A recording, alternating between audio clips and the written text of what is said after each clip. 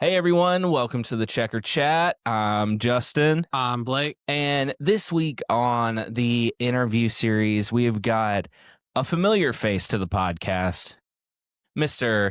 Daniel Cozy from Zip It Up Podcast. What's going on, Daniel? What's up, fellas? Glad to be here. Missed y'all. Yeah, you guys might recognize him from his podcast, Zip It Up Podcast, either, the podcast itself, TikTok, Instagram, all that stuff.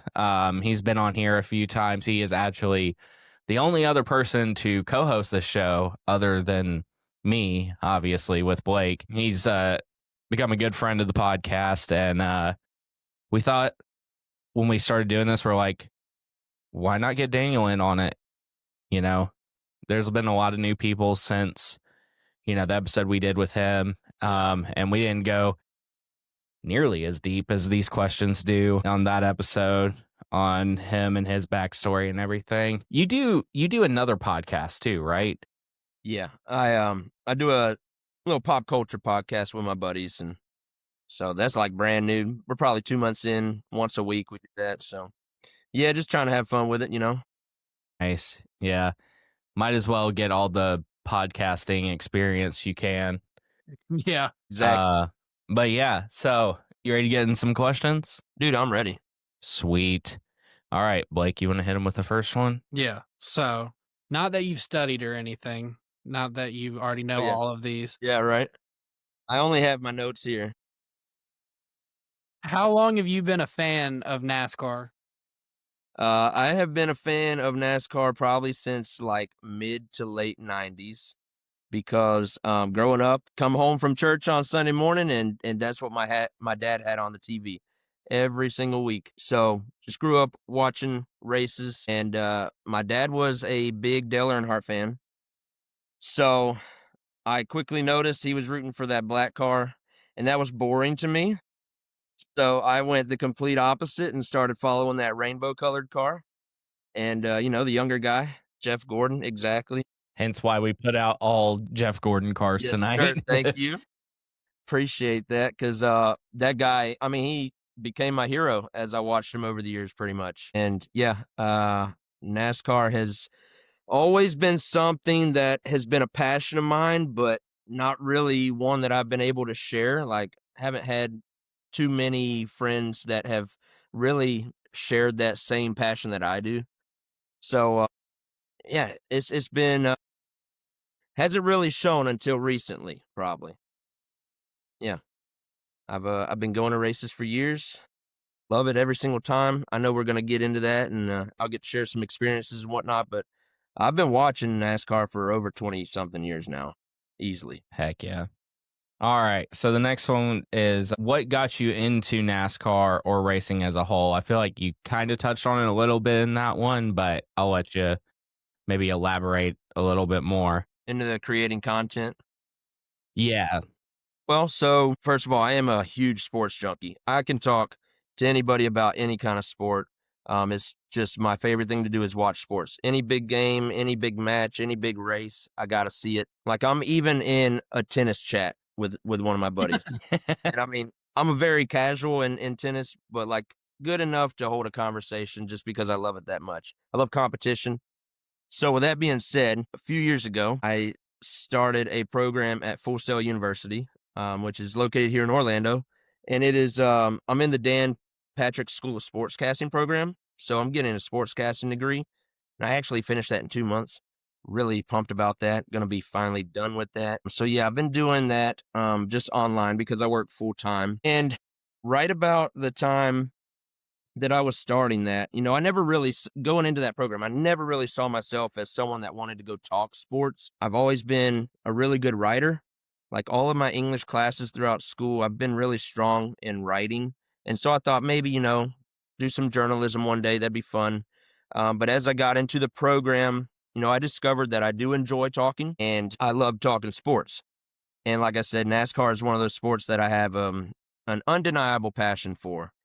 And so I started to think, it'd probably be a good idea to go ahead and start a podcast, and just to get my feet wet, get some practice and some experience, get some reps under me while I'm learning about it in school. And so I kind of dove in back in 2024, we had that season where Byron won the Daytona 500. We had Larson do his first double attempt that year at Indy and Charlotte. And then it ended kind of with Byron and Bell at Martinsville. I don't know if y'all remember the big 27-minute wait on pit road after the race, trying to figure out who was going to make it to the Final Four. And just all of the big storylines were about Hendrick Motorsports, my favorite team. And so I was like, man, if I'm going to do a podcast, I need to think of something that's original. I don't want to go out and do something that, everybody can already listen to. And I was like, man, doing a podcast for Hendrick Motorsports would be really neat. Just cover what they did because they had so many big storylines. They're like the best team in motorsports. So why not do something for them? Because, as fans, we don't really have somewhere to go listen for Hendrick Motorsports content. I'm a Green Bay Packers fan. I can go find a Packers podcast. I'm an Orlando Magic fan. I can go listen to a Magic podcast, but there's no podcasts that are geared only to Hendrick Motorsports. And so I was like, man, I'm just going to go do it myself, I think, just to get my feet wet and get some reps under me. And so that's why last year I decided to just dive in, not really knowing what I was doing at first. My first few episodes are audio only. And then eventually kind of continued to throw myself into the fire and do the video podcast. And so I like where I've come so far in 1 year. It was a lot of fun. And of course, we ended up winning the championship. So it just it cemented that first season for me. I was a rookie podcaster. Yeah. Yeah. Now we have a championship to defend, and that's kind of where my head's at going into this year. But that's where it all started. You can thank Full Sail for that, Justin. Yeah. Get all Full Sail. Yeah. Yeah. For those that don't know, both of our podcasts started about the same exact time. And you reached out to us about doing a joint episode. And so. yeah. And I remember I was like, that's wild that somebody wants to, do an episode with us and everything. And because I think we might have had 20 followers. We didn't have much.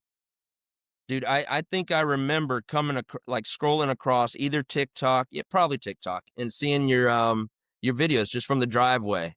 Yeah. Oh, yeah. The paint scheme videos. That's two dudes right there that I think I want to collab with. Yeah. Heck yeah. And I've kind of sat and watched our podcast grow and your podcast grow over the first season. And it's been pretty cool to see it's almost like watching cousins grow up together kind of thing. Yeah. Yeah. It's really neat. I feel that. For sure. Okay, Blake, you want to hit them with the next one? So we know Hendrick's your favorite team. I'm going to do this one a little different for you. Okay. I think we've done this, but I can't remember. But if you had to list the Hendrick drivers in order of how much you liked them, and then who are a couple of your favorite drivers that are not Hendrick drivers? Okay. Well, Chase Elliott's my guy. Like I said, I grew up being a Jeff Gordon fan. And so when he retired from the sport, I believe he was asked a question who would you recommend your fans follow? Who do you want your fans to go over to? And his recommendation was to stick with Chase because he was kind of a phenom stepping in, and he got into the 24 car. And so, yeah, I've followed Chase ever since then. He's number one, probably always will be. Right behind him, I would put William Byron, probably because he's in that 24 car. But, I mean, the kid's great. Yeah. I would probably have it's tough between Larson and Bowman. I would call them 3A and 3B. I like both of them kind of equally on different weeks, I guess. I don't know. As we see Larson win too much, he kind of falls in the rankings a little bit, and I want Bowman to get some success too. Right. So, yeah, that's how that goes. But as for outside of Hendrick Motorsports, I love Ryan Blaney. Heck yeah. I would throw him up there in the conversation with Byron as my second driver. Love Ross Chastain as much as he pisses me off sometimes. Yeah. I don't know why, but I got a soft spot for Ross, and it's never gone away. I do like Chase Briscoe. I like Austin Dillon. He's grown on me quite a bit because I think he came in the same year as Chase did, or maybe just before him. It was very similar timing. Yeah. So I kind of held that against them, and they were like rivals in my mind. But I'm good with Austin Dillon right now. I love watching him, and one race out of the year, he looks great. Yeah. Basically. And I do like Connor Zilic right now. I'm afraid I'm going to start disliking him soon, but kid's fun to watch. Yeah. Yeah, I'm curious at how he's going to turn out this year at Trackhouse and everything. As much as I like Suarez, he's an upgrade. Yeah. But yeah, Just off of raw speed and potential, it will be which we know road courses he'll be good, but his biggest competition is his own teammate. Ovals is what's going to be interesting because I think he's going to be a step better at ovals than SVG is. yeah, I think so already. And we saw improvement from SVG. So we'll see Connor struggle at first, but there's no doubt that he's going to figure it out pretty quickly. Yeah. Okay, so I guess we're going to switch it up this week, and I'll ask this question. Oh, yeah. Who are your least favorite drivers? That's pretty easy. Denny Hamlin. I hate Joey Logano. I know that that's a common theme in the NASCAR circle. It's just never been able to find anything I appreciate about their in the race car. Yeah. I gotta say, I'm good with Denny outside the race car for the most part. It's been fun listening to the teardown over the past couple of weeks, just kind of recapping every day that they had in court. And so seeing some success for Denny and his team, not mad at all about that. Happy for the sport. I think it's going in the right direction. But, when he gets in that race car, man, I can't stand him. Yeah. And kind of the same for Kyle Busch. I've never been able to like him in the race car. Even when he came to Team Chevy, I wanted to. But, I just can't do it. Again, I like the guy, but I don't like the driver. Yeah. He started growing on me at the end of JGR times. And then when he came to Chevy, I liked him. And then now, I mean, I like him, but there's just, I'm going to piss some people off with this, but there's no point to root for him whatsoever. Nah, no. Valid. I I hate to valid. be that way, but Yeah. He's It's kind of true, though. irrelevant right now, too. yeah. So, Unfortunately. and that is a former Hendrick guy. Got to give it to him. Yeah. There was a time he contributed for us, but I've just never liked him though. Valid for sure. All right, Blake, you want to hit him with the next one? Yeah.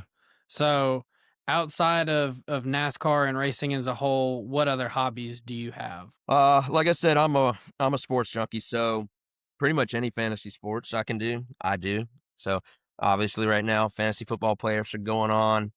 I even do fantasy baseball. Like You're better than me. I cannot do for real. that. Dude, I've actually grown to love that so much. It makes the MLB season so much more enjoyable now. I love baseball. I love the MLB, but I've tried on 2 or 3 separate seasons to do fantasy, and I give up by the end of April, beginning of May normally. Yeah. See, I was that way with basketball. Can't do fantasy basketball. I've tried it. Don't enjoy it. Rather just watch the games. But fantasy baseball is a little bit different for me anyway. I guess it fits my fancy some more. So I really enjoy doing any fantasy sports. Right now I'm coaching a basketball team, just a middle school basketball team. It's always been the sport that I love to play, and I know it pretty well. So that's the sport I grew up. My dad was a coach. He had like over 300 something wins in high school. He had a state championship in North Carolina. So it's kind of in our blood.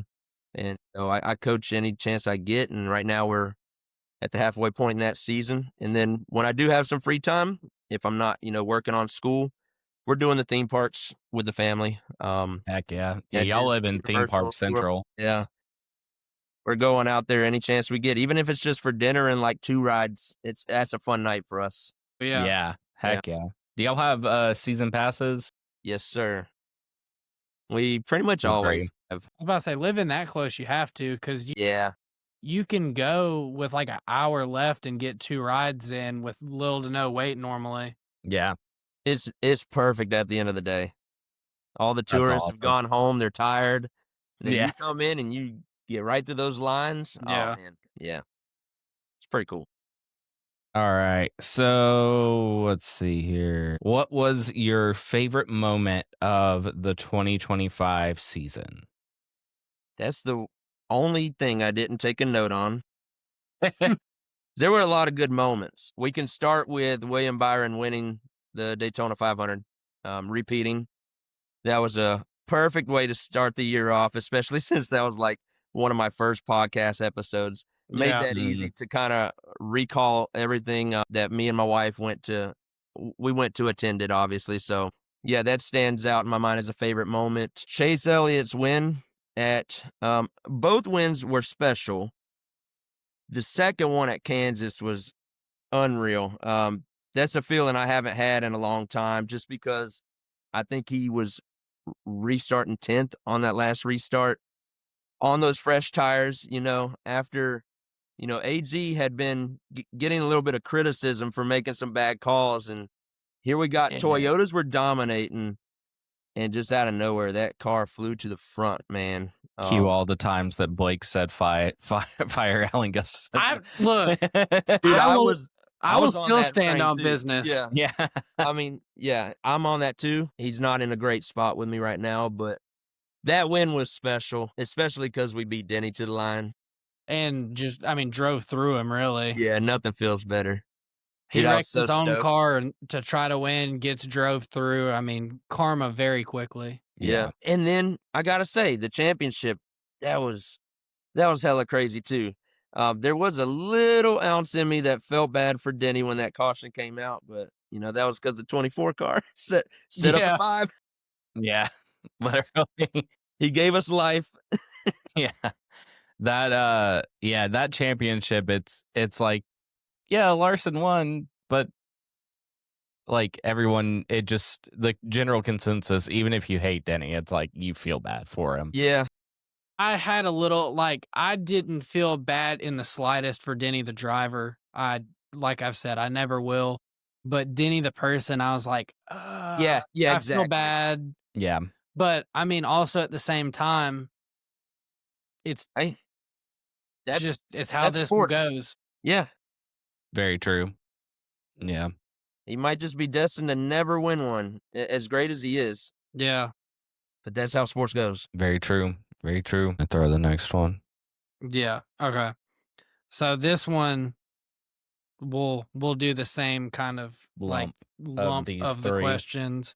So you're given control of NASCAR for the day, for the week, whatever. What would you change about the next gen car? What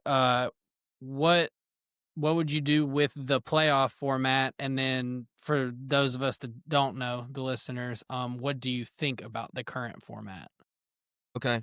I'll start with the car changes. I'm really not that smart when it comes to cars. I've never been one to just roll up somewhere and ooh and ah at a car, even the classics. It just doesn't do it to me like you probably think it would. I love seeing them race against each other, and haven't been a fan much of the next gen car, but probably my biggest gripe, maybe because I go to all these speedway races and we see Ryan Preece flip 100 times. Yeah. I think they need to change probably the bottom of the car. It's flat right now. And so as soon as that thing gets just the slightest air under it, it's gone. So I guess that would be my change just for safety measures. I do think the cars are pretty safe, but still should not be flipping over as much as they do, I think. As for the current playoff format, so I guess we're talking about the one race championship. Yeah. I hate that. So yeah, definitely hope to see it change. I do not want a full season points. Okay. Just because I love the entertainment factor of the playoffs, the drama that comes with it. I think a chase is really good, but if I had control and we had the last 10 races, maybe 10 to 12 drivers make the playoffs, make the chase anyway, I would like to see maybe the first half of that 5 races and cut that field in half so that maybe we have 5 or 6 drivers with 5 races to go and let them battle for a championship, points battle. Because I don't think anyone would get too far out where it's, where it's already sealed up with a race to go. Yeah. We would still have a good competition in that last race. But one of the main things I would like to change to see the drivers still pursue the win on a weekly basis, I want to see the points value for the win increase a lot more. I think Okay. if you make a win count a lot more than it already does, then I think they still continue to go for wins. Like, the difference between finishing first and second, I think that should be the gap from like second and 15th or second and 20th. Like, it should be a big gap so that you have these guys still fighting for the win, knowing that there's that many points they can get if they just get that one last day, make that race winning move. So I want to see the points values increase a little bit. I think that will help keeping those guys instead of points racing, because that's what we're ultimately going to get, I think. Even with a chase, some of them are still going to be points racing. We're going to, go into Homestead and someone's going to be like, all he has to do is finish 15th and he's going to win the championship. And really, that's not fun to watch, but it probably does reward a little bit better than what we currently have. Yeah. Yeah, So, definitely. I haven't heard them talk about a 5 race, to the finish. But I think we've heard of the 3-3-4 format. I'd be good with that. A 4-race championship round would be cool with me. Yeah. I think that's a large enough sample size. Yeah. I mean, if it has to stay in the playoff like era, 3-3-4 is fine. It's acceptable. You're gonna get less Mickey Mouse championships. I don't really want to say like illegitimate, but Right, yeah. just from like nostalgia, 10 race chase is my pick because I know 36 races out the window, never going to happen. But you're the first person I've ever heard say, like, do a 10 race chase, but cut it down the middle and eliminate. I don't hate that at all. Yeah. Yeah. Yeah, no. If I looked at the schedule right now, we could probably figure out what those 5 would be. But I'm pretty sure those last 5 races would make for a heck of a championship round. Yeah. Especially No, when you I got agree. 5 or 6 guys, going for it. Yeah, definitely. Because I'm kind of in the same boat with Blake. Like, I feel like the season long will never happen, but the chase would be a decent compromise for sure. But I like that idea of splitting it in half and having the last 5, because it still brings the elimination, and then, Yeah, you you still get weed what out I'm the guys saying. that don't have a good start to the playoffs, and Yeah. you got to be great all the way through to win a championship. What do you think about winning you're in? Yeah, I was going to ask you all that as well. If you shorten the field that gets into the playoffs, I don't think you can really do the win and you're in. You probably got to do multiple wins and you're in. I also don't hate it though, because it does gives some guys, the chance that normally wouldn't. Like, Bowman goes out and has a bad year, but he picks up 2 or 3 wins, but he's got an average finish of 20 something. You can make a case that he doesn't deserve it, but he does because they had a few wins on their year. I'm Joey Logano. Very true. But once you get to the playoffs, I do think it should be points all the way through. Yeah, I agree with that. Yeah, like I'm torn on winning you're in because I like Harrison Burton walks it off with Daytona that makes it in. Incredible even moment. Though he has no shot. Like with the most respect possible. He has no shot. But it's an incredible story. It brings everything out. You have the moment of with his dad in the booth and everything, And then on the flip side, where I don't like that is that usually bites somebody like Bowman completely in the ass, and somebody that's been consistent the whole year, but maybe didn't capitalize on their couple races with race winning speed, or maybe haven't really brought a whole lot of like Reddick too. Like it usually will bite them and make them miss or barely scrape by and get in. Yeah. That reminded me, I guess one of my favorite moments that I forgot to mention from this past year was the Daytona cutoff race. Yeah. Because Bowman went into that race kind of as a wild card, and we saw him and Reddick get into that early trouble. Bowman was out of that race and couldn't do anything to save himself. So the rest of that race, I'm watching all the Hendrick cars, hoping that one of those guys could win. We needed someone that had already won earlier in the season just in order to get Bowman in the playoffs. And, that last lap coming to the flag, I think Suarez was up there. I couldn't remember who else. Cole Custer. Custer. Wasn't Justin Haley in it? I think so. I think it was He's usually around at those tracks. It was Blaney, Custer, Haley, and Suarez were like the 4 wide finish, basically. Yeah. And Or was I one of the think- legacy cars up there? maybe. I think don't it know. may have Y'all been keep- Eric Jones. Y'all keep talking. Yeah, I want to say it was Eric Jones that was Yeah, out there. the flag coming out of turn 4. Mm-hmm. Larson's pushing Blaney and got just enough. We got that dub, and man, I lost my mind that night. Yeah. Incredible feeling. I just needed some repeat winner to win. Yeah. You're like, I wish it was Hendrick, but Yeah, you know, we'll take Blaney. absolutely. So it was Blaney 1, Daniel Suarez in 2nd, Justin Haley in 3rd, Cole Custer in 4th, and Eric Jones in 5th. I was about to say, I all thought, those guys right yeah. there. Which it was you had the 1 bullet in the chamber to keep Bowman in, and then you had 4 that I was like, there's no way one of them isn't gonna win. They're gonna wreck everybody to try Yeah. for this. Yeah, crazy fun finish. Yeah, definitely. All right. Y'all ready to move on to the next one? Yeah. So these next 3 are gonna be new questions. Okay. Yes. So, what is a track you regret not going to that no longer has a date? Ooh, that no longer has a date. Yeah. So I like had Go ahead. I was just gonna say it's something that like even if it was if there's nothing in your lifetime or your fandom, even if you want to go back before that, like that'll be acceptable too. That's cool. Yeah, I had I had a funny story there.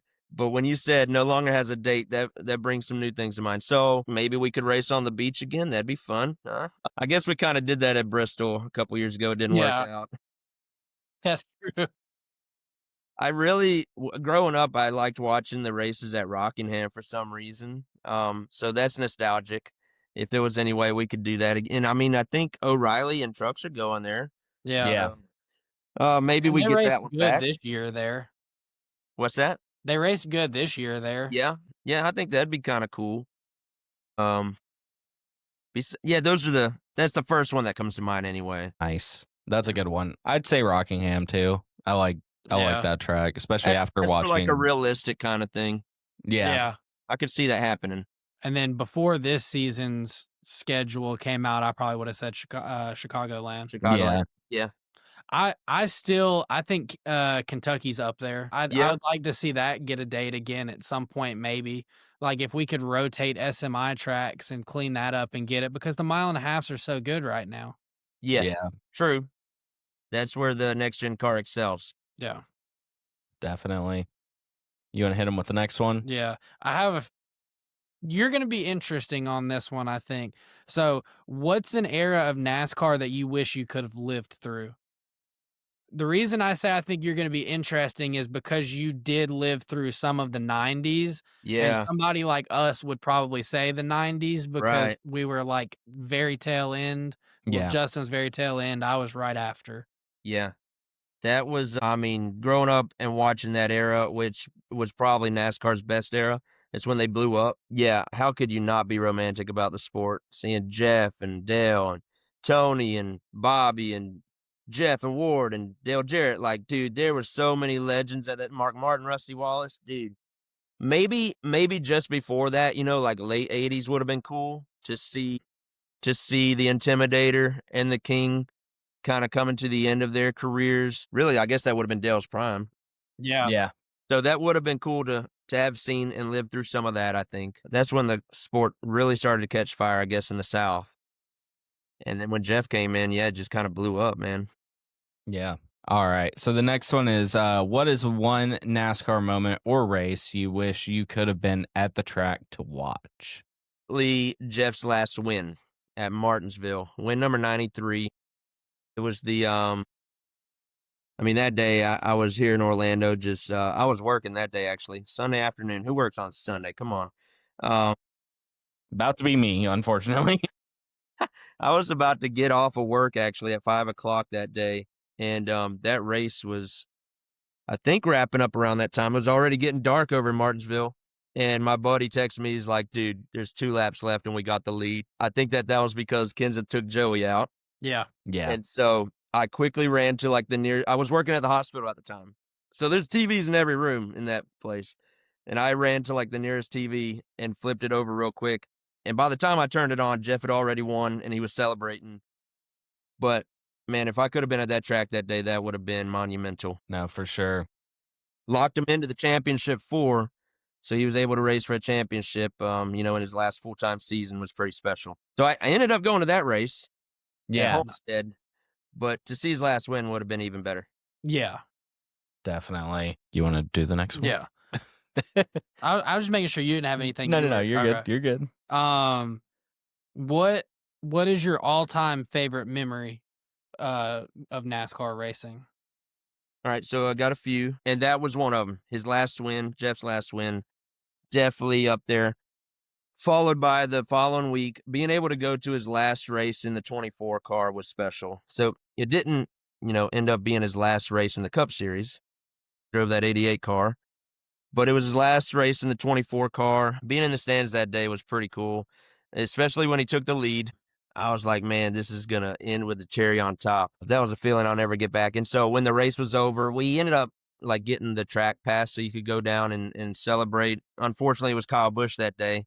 But when we were, we made our way down the stands, we're waiting for them to open up the gates to go on the track, man. I got teary-eyed, dude. I was like, man, I'm never going to see him race for a championship again. That was like, I knew that going into the day, but it hit me. I was like, Yeah. I just saw it. It's over now. A couple years after that, he was inducted into the NASCAR Hall of Fame. So my wife and I ended up going to that ceremony, and that, it's open to select few.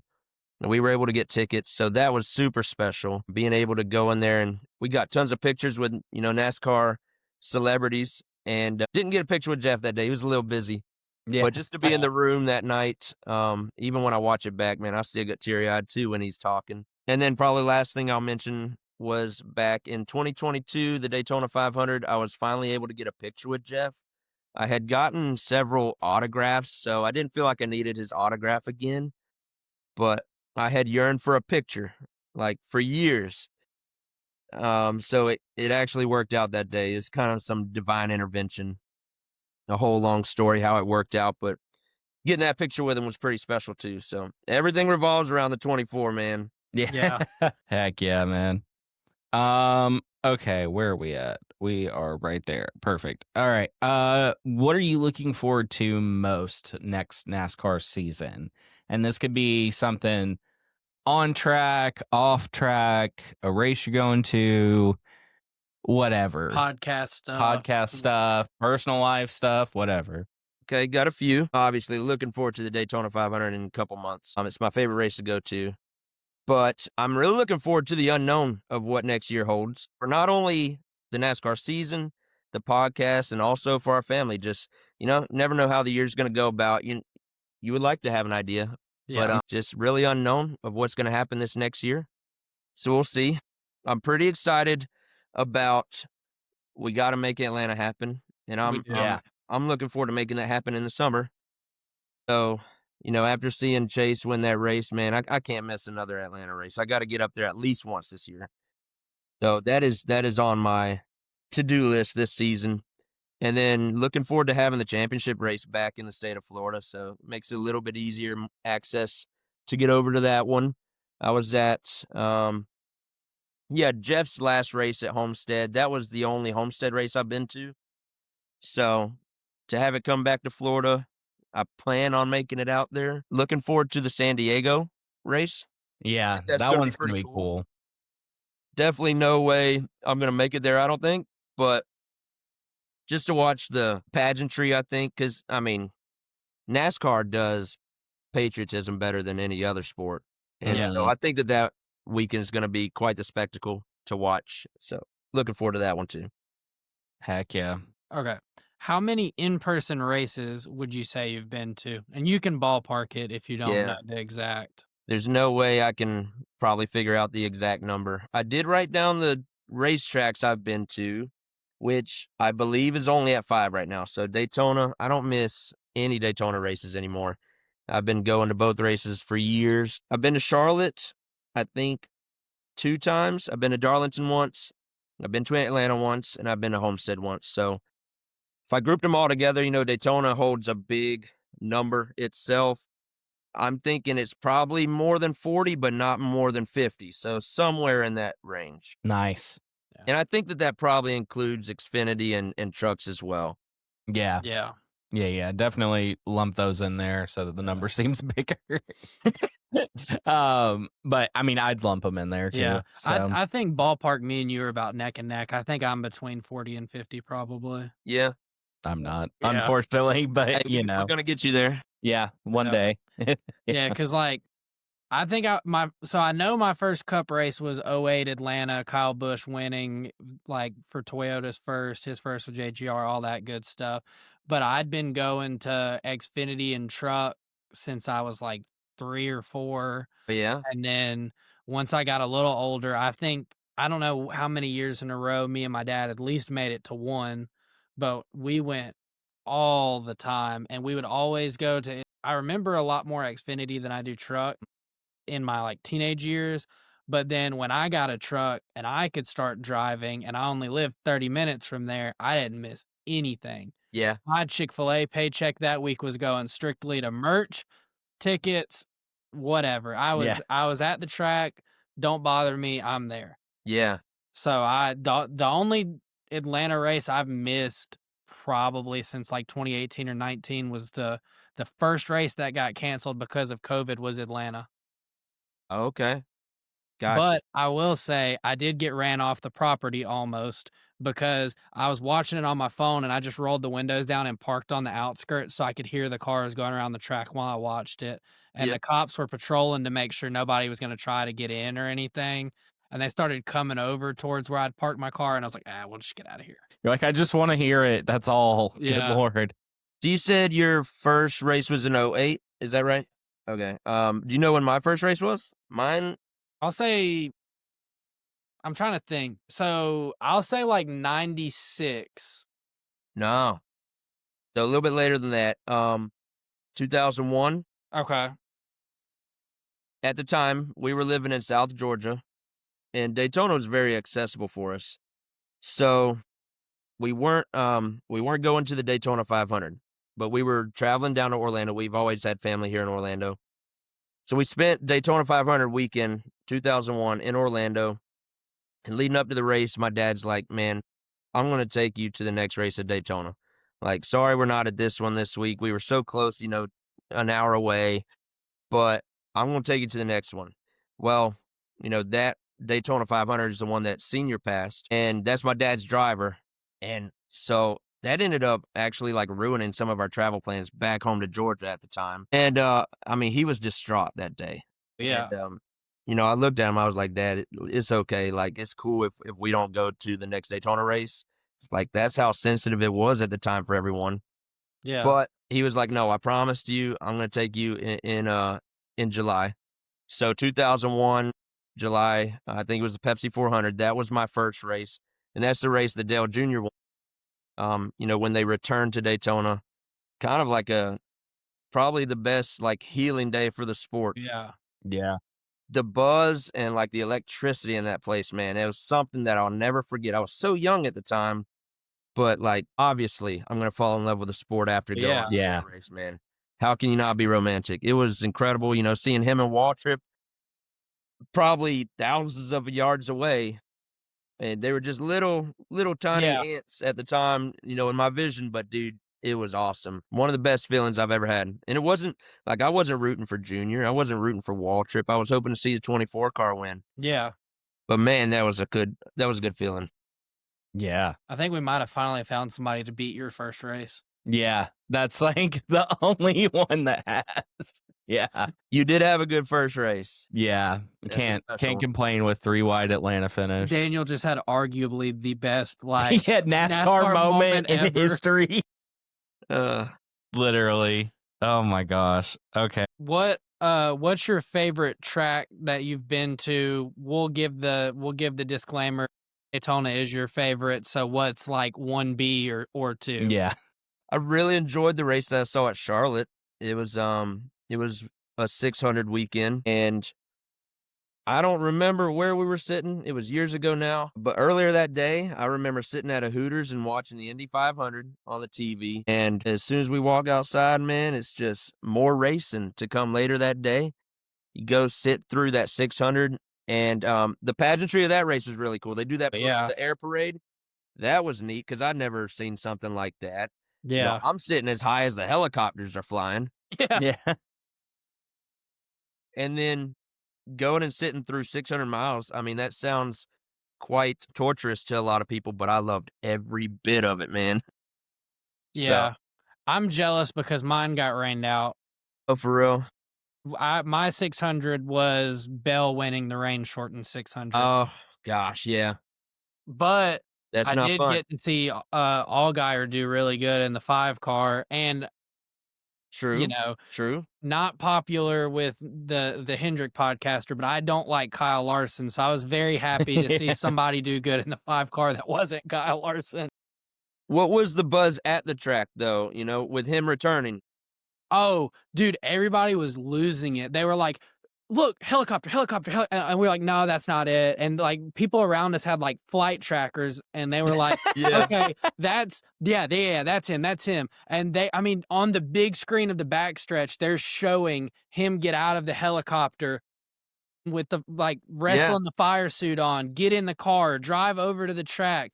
Like the race was, I think it had just started raining, so there wasn't a race happening, so, cars are going around real slow, and you're just watching him get there, and they have the camera following him running down pit road, Yeah. and then it got very sour very fast when they, because like, I'll be 100% honest, that track was 20 minutes away from being raced on again. Like, they spent an hour. Right. That would have been cool to be there that day and feel that buzz too, though. Yeah, I and remember that we whole did. day how it played out, and Yeah, just tracking Larson from one track to the next, knowing that his car was really good if he could just get into it.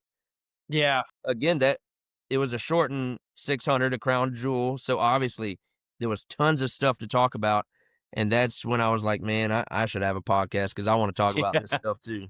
We did Wilkesboro, or no, the All-Star at Wilkesboro and the 600. We were up there for both. But yeah. So we got like the whole Larson double experience of like flying in and out of Wilkesboro and then Yeah. flying in and out of Charlotte, because we did the truck race, the open. The truck race was the one that flooded North Wilkesboro. That was a nightmare. And then the open and the All-Star race, we had all of those. And then fast forward the next weekend, we went to ARCA, truck, Xfinity, and the 600. Wow.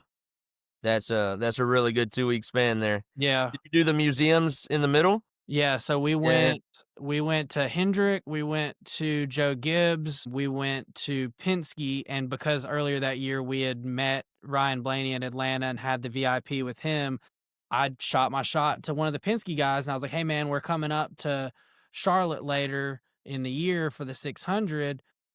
What are the odds you could give us a tour of the race shop?" And he said, "I have your emails, but just in case, reach back out to me." So I email him, and I expect, "Hey, super sorry." Nope. He said, "This is a good day and time if you could come."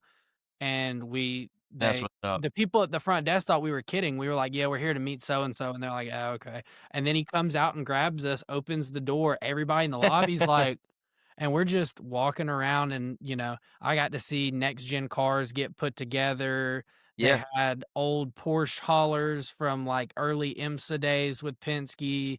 They had old race cars out. They had like Cindric's Xfinity Championship car, one of the old Miller 2s.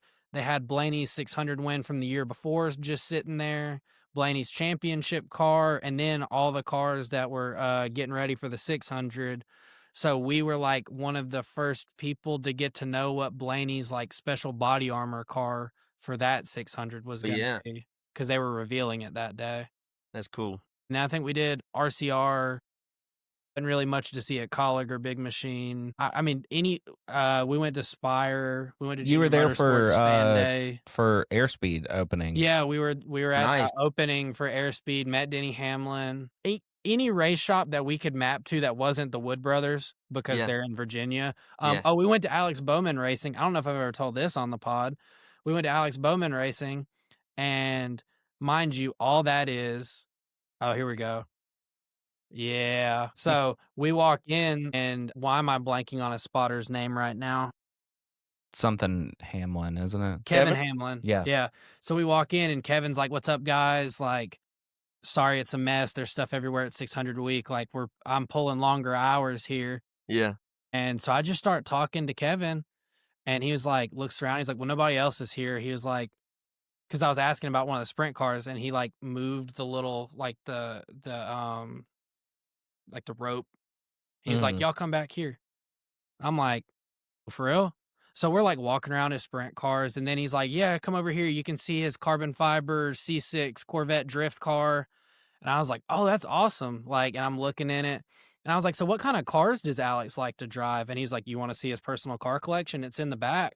So he opens the door, and there's he had his Chicagoland actual car that, as it left the track, Hendrick gave it to him. So it's sitting up on a post in the back. Yeah. We got to see that. He has an old like C10 with a Corvette motor in it. He's got Porsches. I mean, it was, yeah. Yeah, that was, so if anybody just wants to go to Charlotte, go 600 week, go to every Yeah. race shop, ask questions. You never know what they're It's gonna like let the you do. race fan's dream. Yeah. Yeah. The track house, RFK. I mean, I think literally anywhere that would let us on the property, like we were there. Yeah. That's pretty dope. Yeah. Okay. What track would you like to visit next? Oh, man, I've been longing to go to Bristol forever. So, yeah, here's the funny story from earlier. Had me snickering a little bit. Back when I was fresh out of high school, just started college at a small college here in Orlando. Bristol night race, obviously the one I have to go to one day.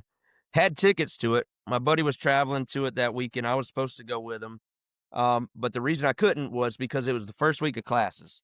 And I emailed all of my teachers and I said, all right, look, I'm going to miss the first class meeting. Is that okay? Like I'll be back. I have a ticket to an event. And, I think 3 or 4 of them got back to me and said it's all good. I had one professor that said, "No, I'm gonna have to drop you from the class if you miss the first." And I was like, "Dang." So I couldn't do it. Had to give my ticket to another buddy. So happy for him. But, the reason I don't regret it though is because that ended up being the weekend that me and my wife reconnected. And so we knew each other from high school, but we never actually like connected any. So I was like, man, if I'm Mhm. staying home, then I'm gonna talk to this girl. Yeah. Yeah, so, luckily I did miss that race, because I'm sure I would have met her had I gone, Yeah. but, Would have yes, been a little bit different. yeah, exactly. But, yes, I Yeah. gotta make it to that race sometime, gosh. It's a good one. Yeah, Bristol Night, it's the one you gotta go to. I'm glad to say that I went in the Gen 6 era, and I Yeah, didn't, my first wasn't Gen 7 because, or the next gen, I guess, because I got to see a good one. yeah, I'm definitely not looking forward to what I will see when I go. Unless the tires explode. True, Yeah. true. It's gotta Unless be a it little becomes chilly, right? tire gate. Yeah. Yeah. Yeah, I just wanna go see the last great Coliseum, It's awesome. feel that atmosphere. Definitely. Um, I want to go again because the year we went, it was one of the first races after they reopened tracks from COVID. So I will say it was nice that we were all socially distanced and I didn't have somebody right up on me and Yeah, there weren't lines for the bathroom, you name it. It was easy to get in and out of, but I do want to go back when it is absolutely packed and you just get the whole like experience. right, yeah. yeah. Okay. What were your favorite and your least favorite paint schemes of 2025? Schemes. Everybody's favorite. Yeah. All right. So, listening to y'all's episodes, been some good paint schemes mentioned. One that I think doesn't get enough love from the entire NASCAR community is the Kyle Larson throwback from this year. Yeah. And that's because he only ran it a couple laps. Yeah. Yeah. And then he ran it into the wall. Man.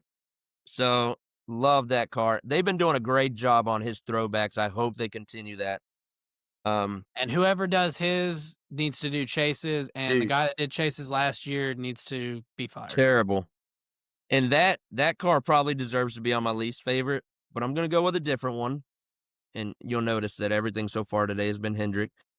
Yes, Yeah. we have bad paint schemes too. The Alex Bowman green car that he ran at Las Vegas this year, Really? I hated it. Okay. So it didn't look like the old '97 John Deere car. I think Chad Little drove it. It Yeah. didn't look like it, but it gave me those vibes, and it didn't match. It didn't work to me. It didn't look like Ally at all. So that ugly green machine was not my favorite.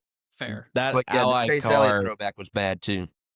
that Ally car for this year looks dope, and Man. and same thing with the Prime car. I Oh, meant to text you yeah. about that. The Prime car looks really cool. I loved last year's, and I was like, man, I know they're gonna change it, but like, I don't know how you can make it better. And I saw this one, I was like, that's how you make it better. Yeah. It gives me like Hooters vibes all over again, like the design and like the black with the splashes of color. Yeah. Yeah. So Yeah, and his Hooters schemes are some of my favorite. The only thing I wish they would have done is maybe done the Prime logo on the hood in white. yeah, But yeah, as for overall, that car does look good. And the Bowman car, man, I can't wait to see that thing. Yeah. That's pretty. I think my one like tiny little gripe is there's no pink on it, because typically you think of Ally and like, yeah, teal and purple are a little more on it, but there's usually Some those like pink. subtle pink like accents that really just tie it all together. Yeah, and maybe they Still will love with a it. maybe they will with a special version Yeah. of it. Yeah, I I could like see the that. silver that they did like some silver, I think, in it. Yeah. It kind of like gives you the Jimmy Johnson vibes of like the end of his Ally days. Yeah, yeah. Can't wait to see it. I had to get the merch immediately, as you can tell. Yeah, as you're wearing the hat right now. And Oh gosh, you want to hit him with the next one? Yeah. So, what is your all-time paint scheme Mount Rushmore? Whether that just be what you think's the most iconic or what's your favorite. yeah. Yeah, I could give both.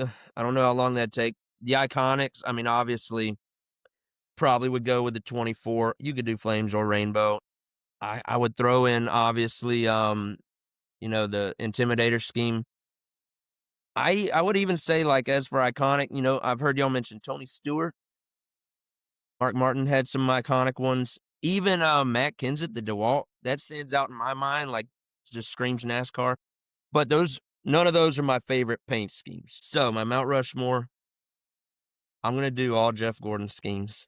I got to, because I really feel like he's had some of the best paint schemes to ever grace any track. So I'll start Not with biased at all. no, not at all, man. He's had some pretty cars though. Oh yeah. I'll start with the patriotic car that he ran at Charlotte back in 2010. It had DuPont on the hood. And it was mainly a blue car, but it had like the flames were striped in red and white, so it was a patriotic scheme. That's the only one I don't have a diecast of that's on my Mount Rushmore. The other ones I do have with me. So I'll start with the Bugs Bunny car that he ran Heck at yeah. Richmond. Oh yeah, that one's good. So Bugs Heck Bunny's yeah. on there. A little chrome colored. He ran that at Richmond. Special car. Next, probably the $1 billion car. Not this one, though. Not this one. This one was actually racing 03. One I like so much was racing 04. It was more silver than this one is. And I like that one so much because that's the only time I saw Jeff win a race in person. And then lastly, I got to mention the Superman car. But yeah, Oh, my gosh. So I think this was I have back one in of those. 99. Do you? Yeah. It's like when the light hits it just right, man. Mm-hmm. So good. And I'm not a big diecast collector, but that one I had to have. Yeah, no, definitely. I got a ton of 164s, but not many 124s in the collection. Yeah, that's kind of the same boat I am, and this kind of ties into the next question too, because I have a lot of, well, I say a lot, but a lot of 164s, but Yeah. 24s I have like 9, I think. Yeah. Something like that. You might have more than me, dude. I Yeah. really don't have many 124s. And you'll notice all my favorite schemes, they all have that yellow 24 on it. We Yeah. got to bring it back. I need Yeah. that yellow number on the side. I agree 100%. But that'll tie into this last question. What NASCAR memorabilia do you collect? All right. So, when Chase got into the sport, I told myself I'm going to collect each of his race win shirts. So, right now, I only have wins number 1 through 10. I got to do some catching up, and I got to get, let's see, 11 through 21 now. I'm way behind. The race wins number 1 through 10, those were years ago. Don't fit me anymore. I was buying them like they were hot pockets. He was starting to win a lot, and I think my wife was like, probably need to slow down if he's going to keep winning. Well, he slowed down, so time to catch back up again. I do have a Rainbow Warrior hat from my childhood, really old, but back in like probably 2010, 2011, not sure which year, but it was during Daytona Speed Weeks. Went over to the Volusia Mall where they had several of the drivers make appearances. And so that day I was able to get that hat signed by Jeff Gordon and Jimmy Johnson, both on the same hat. That one sits in a case right now. And then it's pretty cool having the program and the ticket from Jeff's Hall of Fame ceremony. Yeah. That's also Nice. sitting in Yeah. that's I don't collect a whole lot. I buy, these 164 cars for the kids now. Mm, But these special race wins or like these monumental moments, I got to have something from those. Yeah. So yeah. Yeah. Completely valid. that's as much as I collect. Yeah. No, you're kind of in the same boat I am. I feel like you can't have an absolute ton, otherwise the wife gets a little upset. But yeah, She's like, "Hey, could the Bud 8 Budweiser pint bottle not be in the kitchen? It got moved in here. It was in the kitchen for a while. Oh, It's yeah. up there. I they guess I just got don't lucky. understand, do they? Yeah, I guess I got lucky because Lily has a fender from Alex Bowman's car in her living room. yeah. Not all of us can be that lucky, I guess. She's got that. She's got a fender, a trashed fender from Allgaier's 24 Talladega spring car signed by him. She's got the Checkers or Wreckers like damaged Josh Williams car he parked on the start finish line at Atlanta. But yeah. Signed Bubba diecast, good bit of Kevin Harvick diecast. I think she's got 2 or 3 124s. She's got the Snoopy Jeff Gordon 124 at her house. Oh, that's an honorable mention. Yeah, That was a good. that's one that I'm gonna have to steal from her. Well, that one's like our joint custody diecast Oh, okay. because we found it on like the same Facebook group at the same time. But I was like, nah, it's okay. You can keep it there. I have enough at my house. But she has a lot of 164s too. Yeah, I just have way too many 124s. Yeah. yeah. Like I don't have anywhere to display them. I just have like my favorites out, which I left. I'd bought a new diecast last weekend, and I was gonna bring it out just for you on the podcast. Yeah. And I left it at home this morning. Which one was? It's the Chase Elliott's 2020 iRacing truck that he won at Charlotte with. I got that in 164. Yeah. I got it. So I went to it's a place called Diecast Depot in North Georgia, which they do mainly online stuff, but we were right there. It's right outside of like Dawsonville area. And so we went in and I was like, because they had the Hendrick cars race win on a big sale at like $36 for the 124.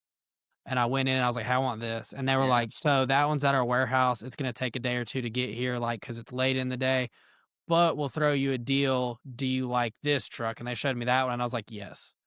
And they were like, okay, we'll give it to you for, I think it was like $60 rather than like 75. So I was like, yeah why not? Yeah. Heck yeah. Well, that brings us to the last question. So we are handing over the questions to you. Anything you want to ask us and anything that you want to plug while you're on here. All right. Well, so I feel like I know y'all pretty well because we do have, we've had a few interactions on the pods and we do have a group chat going. I love every bit of that. And man, what I wanted to say during this time is how much I appreciate y'all doing the little interview series and getting to learn about other content creators. That's pretty special, and I think it's been a great success. I've enjoyed it. So I appreciate y'all doing that and keeping this thing going for the off season. Are y'all going to have an off season at all? So Sort of. yeah, so I guess we'll go ahead and make that announcement now. Yeah. So our off season is going to be Christmas and New Year's.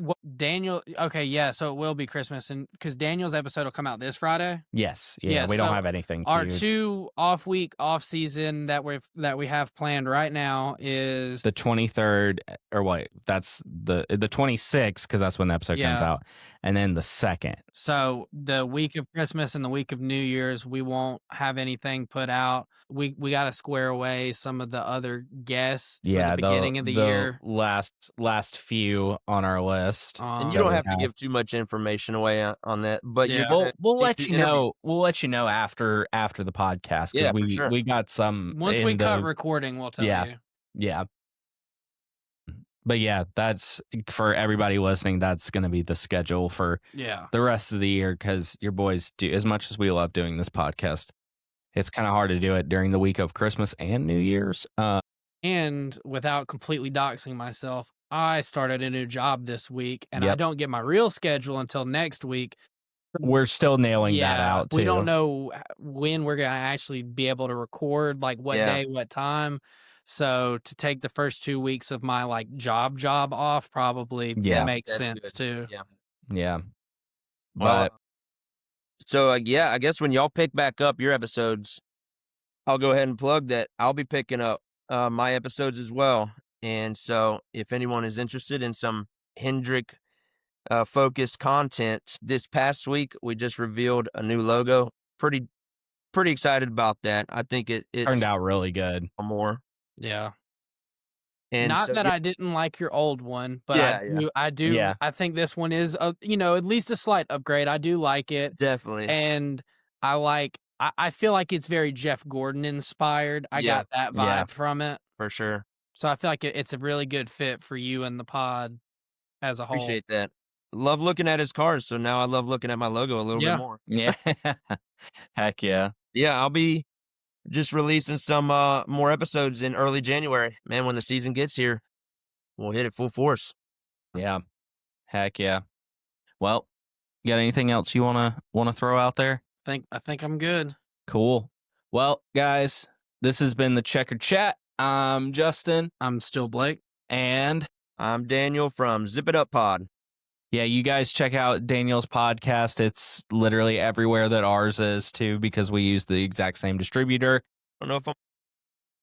Wait, what? Am I on Audible, too? I don't know. I think so. Maybe. I don't know. Maybe. I don't know. Who knows? I think I set up for everywhere that we could be. Yeah. So, I mean, I don't know. Either way, the places that you really would listen to a podcast. Yeah. He's on. Don't worry. And yeah, if you're a big Hendrick guy or gal, his podcast is great for that too. By the way, not affiliated with a team at all. I'm just disclaimer. Open to be a voice like as a fan for the fans. Yeah. Definitely. And I will say, even if you're a Hendrick hater, you're probably not going to like it.